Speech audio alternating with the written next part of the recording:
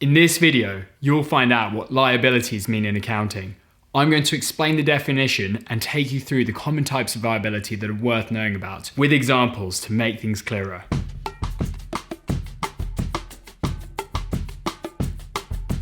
Hey viewers, I'm James and welcome to Accounting Stuff, the channel that teaches you everything you need to know about accounting and bookkeeping. If you'd like to learn more about these topics, then check out my Accounting Basics playlist up here. That will start you off at video number 1. I put out new content every week on this channel, so hit the subscribe button and ring the bell to be notified when the next video is out. Last week, we discussed the meaning of assets in accounting. Link up here if you missed it. And in today's video, we're going to talk about liabilities, the second pillar in the accounting equation. Assets are equal to liabilities plus equity. Liabilities can be broken down broadly into 3 categories: current liabilities, non-current liabilities, and contingent liabilities. We'll explore the meaning of all of these terms in this video. And I don't know why, but the word liabilities always makes them seem like a bad thing, like something we want to avoid. But that is not the case. Liabilities are just a normal part of business. They aren't anything to be afraid of, and I'm going to explain why right now. Hold on tight, because you're about to hear the full accounting definition of liabilities, and it ain't pretty. Liabilities are probable future sacrifices of economic benefits arising from present obligations of a particular entity to transfer assets or provide services to other entities in the future as a result of past transactions or events. What the? I thought the assets definition was bad, but this is something else. Let's break it down and see if we can make any sense of it. Liabilities are probable future sacrifices of economic benefits. The word probable hints at uncertainty.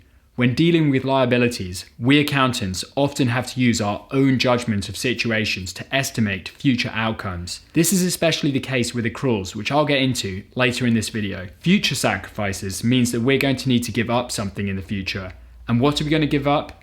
Economic benefit, which relates to the things that have value, or more specifically, assets and services, and that doesn't only mean cash. This definition also says that liabilities are present obligations resulting from past transactions or events. So in order to recognize a liability, the transaction or event that is committing us to transferring assets or providing services must have happened already. Yikes, are you still there? I hope I haven't lost you yet. It's important to understand what liabilities are because they're a crucial part of normal business. A simpler way to think of liabilities is that they are a source of third-party funding that a business uses to buy assets and fund operations. If we bring that accounting equation back up, then we can see that businesses have 2 broad financing options to choose from when buying assets: liabilities and equity. Does that make sense? I think things might become clearer with some examples. Let's find out. Now that we've got a feel for what liabilities are, let's talk through some of the common types of liability that are worth knowing about. To get a summary of a business's liabilities, we can take a look at its balance sheet.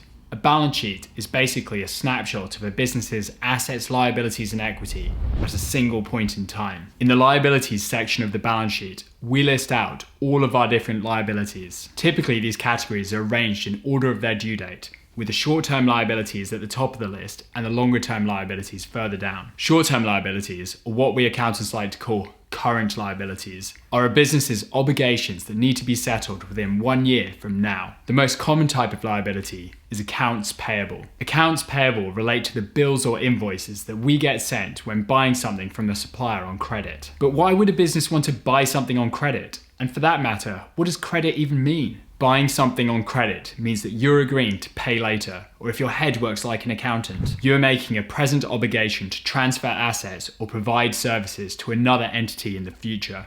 In a standard business transaction, we have 2 parties, a buyer and a seller. The seller provides the buyer with a product or a service, along with an invoice or a bill, and in return, the buyer sends them cash to settle the payment. However, sellers sometimes like to incentivize buyers to spend more money and bring their purchases forward by offering them credit terms. Picture a restaurant buying some ingredients from a food wholesaler. One day, the restaurant realizes that they've run out of carrots, a vital ingredient of their award-winning minestrone soup. It's Friday morning and they're stressing out about it because it's going to be a busy night, and to make things worse, they're running low on cash. Larry, the restaurant owner, dials the local food wholesaler and says, "Hey mate, look, we're badly in need of some carrots, but the issue is, I'm a bit strapped for cash right now." "Larry, don't sweat it. You're our best customer. We'll have those carrots delivered to you right now. And don't worry about the cash. We know you're good for it. We'll add 30-day credit terms to your invoice." "You legend. I knew I could count on you."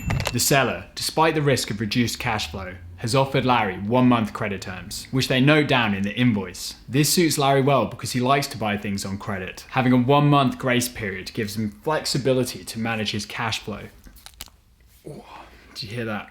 The countdown starts when they receive the invoice, and in 30 days they make the payment. Transaction complete. From an accounting point of view, when the buyer receives the invoice from the supplier, they recognize an accounts payable balance for the amount that they owe. And on the other side of the transaction, the seller recognizes an equal and opposite accounts receivable balance for the same amount. One person's accounts payable is another's accounts receivable. Another kind of current liability is salaries payable. Most businesses employ staff that they need to pay, obviously. When does that payment usually happen? Well, it depends, but often it's at the end of the month. So when the books are prepared at the end of the month, we need to recognize a balance for salaries payable. Businesses also have to pay tax on the profits they generate, so they need to recognize taxes payable on their balance sheet as well. Next, there's interest payable. So you might have noticed by now that most current liabilities include the word payable, which makes them easy to identify. But that's not always the case. Accruals, or accrued expenses, are adjusting journal entries, typically posted by accountants at month end to recognize expenses that have been incurred but haven't been recognized yet in the books. Let's refer back to Larry. The restaurant is fast approaching month end, so Larry gives his accountant a call. "Hey buddy, would you mind getting our books up to date? I'd like to check our performance for this month." "Of course. Are there any accruals that I need to post?" Yeah, we had a plumber in last week to fix the dishwasher, and I don't think they've sent us an invoice yet." "Ah, right you are. What did they quote?" "He didn't say, but last time it was $500 for a similar job." In this situation, the restaurant has incurred an expense during the current month because the plumber has provided them with a service. However, they haven't received an invoice, so the liability and the expense haven't been recorded in the books yet. So Larry's accountant posts an accrual in the books to recognize an accrued liability and an expense of $500. This is an estimate because there's no supporting invoice to match the transaction to. But by recording this transaction, Larry's accountant is ensuring that the business's income statement and balance sheet will give an accurate picture of the restaurant's financial performance when Larry comes to review it. Accruals are probably worthy of a whole video by themselves. If you'd like to hear more about them, let me know down in the comments below. Geez, we've got a lot of current liabilities here, and that isn't even all of them. Two other big ones that I haven't even mentioned yet are unearned revenue and short-term loans. You can think of unearned revenue as the opposite of a prepayment. They come up when someone pays you for a good or service in advance. Now that might sound like an asset, and you're right, cash is an asset, but we're double entry bookkeeping, so there's another side to the transaction. In this case, it's unearned revenue, which is a liability because you have an obligation to transfer assets or provide a service in the future. Short-term loans are exactly what it says on the tin. They are loans that need to be settled within 1 year from today, but short-term loans can also refer to the current portion of long-term loans, which are non-current liabilities. Non-current liabilities are obligations that aren't expected to be settled within a year. There are many types of non-current liability. I'm going to mention a few now, but I'm not going to get into the nitty-gritty because this video could go on all day, and who's got time for that? When a business wants to raise money from outside to fund its operations or invest in new assets, it has a couple of options. It could seek a long-term loan from a bank or financial institution, who in return will expect to be repaid with interest. Alternatively, the business could choose to issue bonds instead. Bonds are similar to loans, but the key difference is that the money is raised directly from the public. You can think of them as formal IOU notes. You'll still be charged interest, although it may be cheaper than getting a loan from a bank. The flip side, however, is that bonds are less flexible. Other non-current liabilities that I think we've all heard of are mortgages on properties and employee pensions. And a lesser known one is deferred income tax, which is definitely for another day. But you can think of it as a byproduct of the timing differences between your accounting and taxable profits. That wraps up current and non-current liabilities, but I mentioned earlier that there's a third category: contingent liabilities. These are less common than the other two, but nevertheless, it's worth being aware of them. A contingent liability is a potential obligation that may arise depending on the outcome of an uncertain future event. It can be risky to ignore contingent liabilities because the outcomes can be serious. Let me explain. Our favorite restaurant owner, Larry, has a problem.